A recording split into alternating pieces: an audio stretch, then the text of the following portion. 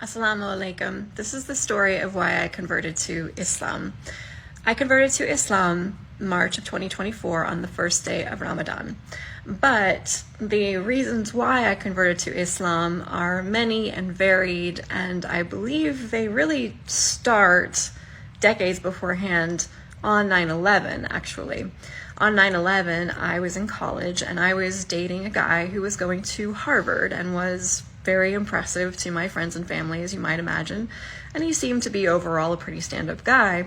But on the day of 9/11, he and I talked, and he said something so horrifically Islamophobic that I broke up with him on the spot. Islamophobia, which became rampant in the days and months and years after 9/11, was deeply irritating to me on a soul level. I'm not exactly sure why, but in retrospect, I wonder if there was some part of me that just knew. I found myself gravitating towards Muslim people on campus and becoming friends with many of them. Some of these friendships I have sustained in the years since, and their influence over me was pretty strong in terms of how I perceived Islam. Their example was a very good one, and so I never developed the prejudice and biases against Islam that many people in the West do. Alhamdulillah, so I did not have that to work through, thankfully. But I was raised Christian, and I did leave the Christian church when I was 19, and I embarked on 24 years of atheism. I would have also described myself as an agnostic. Perhaps that is more accurate, because I was always very spiritually attuned and felt that there was something, maybe not God or the concept of God that I had been raised with, but there was something I felt, which was difficult to reconcile with what I consider more broadly to be not atheism, but kind of an anti-theism. Religion never felt like a safe place for me. It felt like a place of really intense, enforced conformity to the detriment often of people's individual sense of worth and belonging. And that just wasn't for me. But again, I felt that there was something.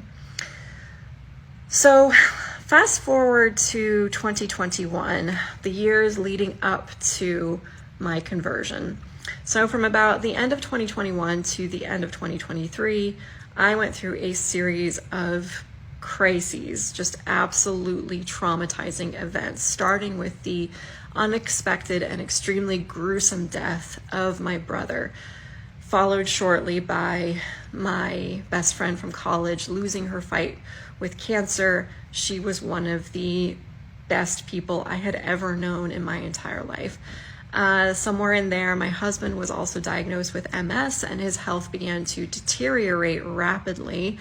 And there were a bunch of other things that I'm not going to get into that were extremely difficult and put me into a state of deep mourning and deep grief.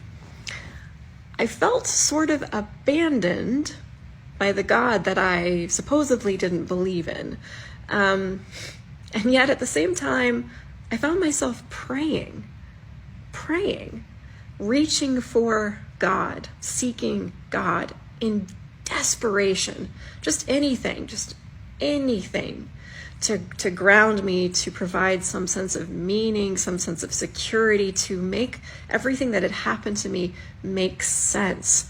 I sought out various healing modalities, various belief systems, everything from paganism and tarot and astrology to Christianity again and Judaism. And, despite the fact that I had never developed any sort of Islamophobic biases, Islam was the last place I thought to look. Now, in this desperation, while I'm, reaching out towards and seeking God and finding myself praying, I remember thinking this is what people do, right?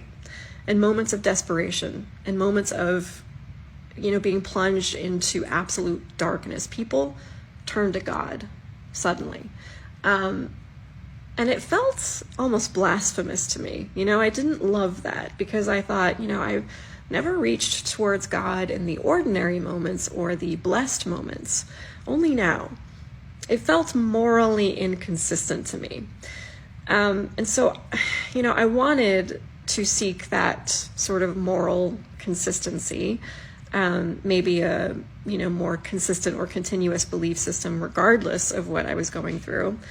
But again, Islam was the last place I thought to look. And then October 7th rolled around, October 7th of 2023. And I started to witness the Palestinians undergoing the worst atrocities imaginable. And yet, unlike me, who felt abandoned by God, or whatever you might call God, the Palestinians didn't seem to feel that way. They never asked, "Where is God? Where are you?" They thanked God. Even in the midst of unimaginable suffering, they thanked God. And I thought, this is new. This is different. This is a very different form of grief. This is a resilient form of grief that I am not familiar with. Nothing in my sort of like Western upbringing has exposed me to this kind of grieving. And, I'm used to, again, coming from a, Western, socialization. I'm used to the idea of like good and bad being very separate buckets. We often think that, good follows bad, like the rainbow after the storm, but not that they like coexist or are simultaneous. That's really not a part of our conceptualization. But okay, this Palestinian form of grief, this resilient form of grief, I really wanted to investigate it further, and I thought the source of this must be in the Quran. So I ordered a copy of the Quran, and I started reading.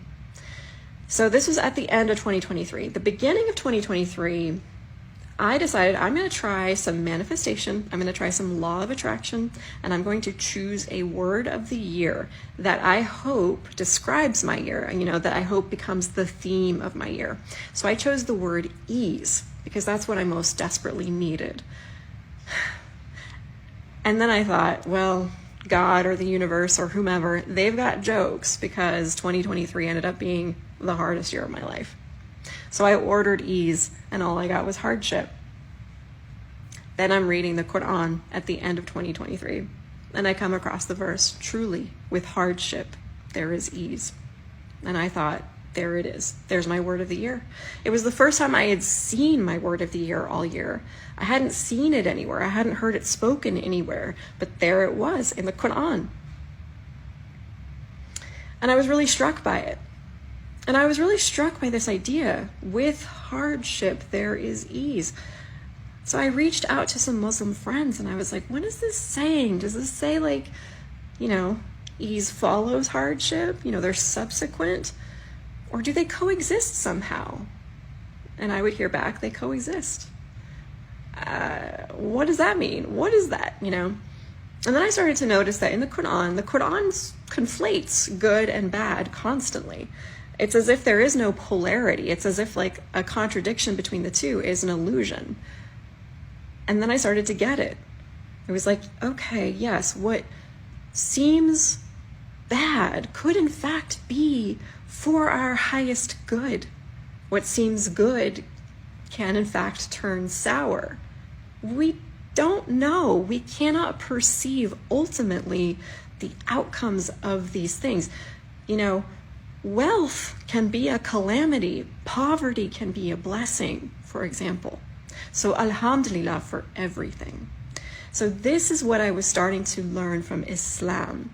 And this, in fact, did imbue a sense of resilience within me, and in terms of the grief I was experiencing. So I took the final step and took my shahada. And here we are. That's why I became Muslim.